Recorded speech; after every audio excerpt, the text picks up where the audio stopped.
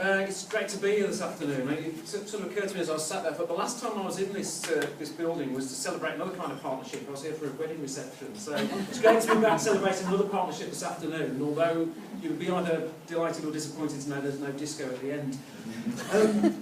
We, as a City Council, certainly welcome the opportunity of being a partner in the CITISPYCE project, as it does come at a critical time for this city and for its young people.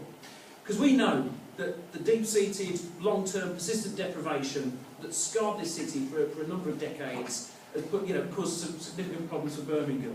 We rank as the 9th most deprived local authority in the UK, and we have significant pockets sat in neighbourhoods across this city in the top 1% for deprivation. And of course, that's not really a new phenomenon. The fact is that those neighbourhoods where you're more likely to be unemployed, where your kids are less likely to achieve their utmost at school, where you're more likely to be poor, to be ill, and to die younger, they're the same neighbourhoods in 2013 as they were in 1990. So we have a long-term entrenched pattern of deprivation and inequality in this city.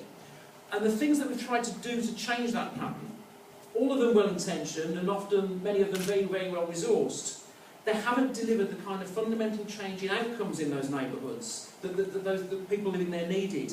They certainly arrested decline, they certainly stopped things from getting worse, but they didn't lead to the kind of sustained regeneration and improvement that those neighbourhoods and those communities needed. So that was part of the thinking behind creating the Social Cohesion and Equalities Cabinet portfolio when we took control of the City Council last year. And it's the same reason why, if you look at the Leader of the Council's own policy statement, you'll find sat at the heart of that statement tackling the issues of inequality, of poverty, and the challenge around social cohesion. I think it's a recognition that we need a new way of doing things, one that marshals all the talents and all the resources that we have sat around Birmingham, and one that makes use of the assets and the capability that we already have in local communities, doing things in partnership with people rather than imposing some kind of centralised solutions upon them. I think when we talk about assets, one of the most important things we need to focus on is the fact that we are the youngest city for our size in Europe. Almost 50% of the population under 35.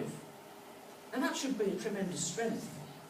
Yet we also have the highest rate of youth unemployment of all the English core cities. The latest figures show that more than 12,000 young people are currently out of work in Birmingham.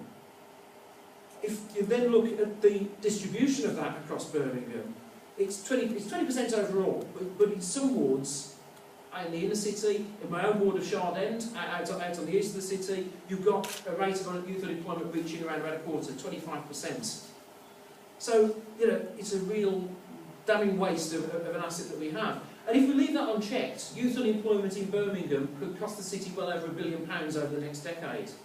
And we also know there's things that we need to do more around education and training. Educational attainment is improving across the city, but it's still not delivering that sustained improvement in certain neighbourhoods. Those that are the furthest set back, there's far more we need to do there about driving up educational attainment, training opportunities, creating those links between businesses and local people. I think, the pattern overall, we've got a shocking waste there of potential talent. And instead of investing and nurturing in an asset, the asset that is our young people, we've been frittering it away. We've been paying the bills of failure rather than developing and supporting the success of young people across the city. So that's certainly why we as the City Council are keen to be involved in a project that's going to help us to find out more about innovative and enterprising ways to support young people and the way in which those young people themselves are applying the talents and creating the opportunities where they can apply them in a more systematic way.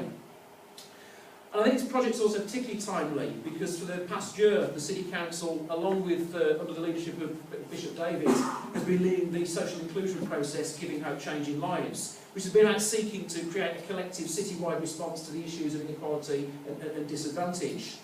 So as part of that process, which is very much cross-agency, cross-partnership, cross-city, cross-neighbourhood, we held conversations to gather ideas about how Birmingham might challenge disadvantage in its communities and neighbourhoods.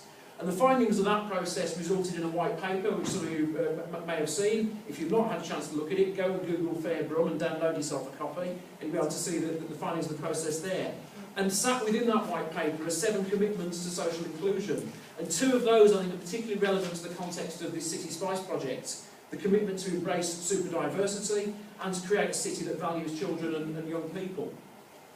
As part of that process, we didn't want to just have a nice conversation and analyse the problem and then create a report that sat on the shelf.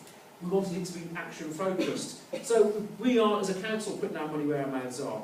So we've created a Birmingham Youth Jobs Fund, which invests £2 million of the council's own resources, alongside money from the Department of Works and Pensions, and lottery money that the voluntary sector will be looking to bring into the city, to create proper job opportunities for the 3,000 18 to 24-year-olds who've currently been unemployed for 12 months or more.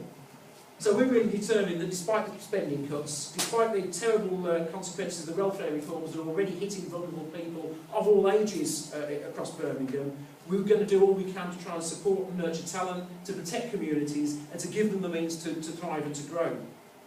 But of course we can't do this alone. We need the wisdom and the support of our partners, and we need to learn from others. We don't have a monopoly on knowledge. So that's where, again, CITISPYCE is so very important. It will help us to exchange experiences and compare notes around social innovation, around practical projects with partners from across Europe. We can see what cities can do to support and to scale up the best examples of innovation across the continent. I'm particularly delighted that Aston University has used its specialist knowledge and expertise in this field to secure resources for a cutting edge and potentially groundbreaking research programme. I think that's very, very welcome indeed. As I say, we can't meet the challenges of inequality and social exclusion by acting alone. We need to bring together the very best of Birmingham: universities, colleges, industry and commerce, the voluntary sector, arts and sport. We need to bring all those things together to overcome the growing inequalities that face many of our citizens, and especially our young people. So yeah, it is a tough challenge, and the hill was steep already, and the spending cuts, the welfare reform, the flatlining of the economy, these things make that hill even steeper. But I think by working together, we do have a chance to make a difference. We do have the chance to improve life chances and ensure that young people get the opportunity in this city to grow and to thrive. Let's make sure that we seize it. Thank you.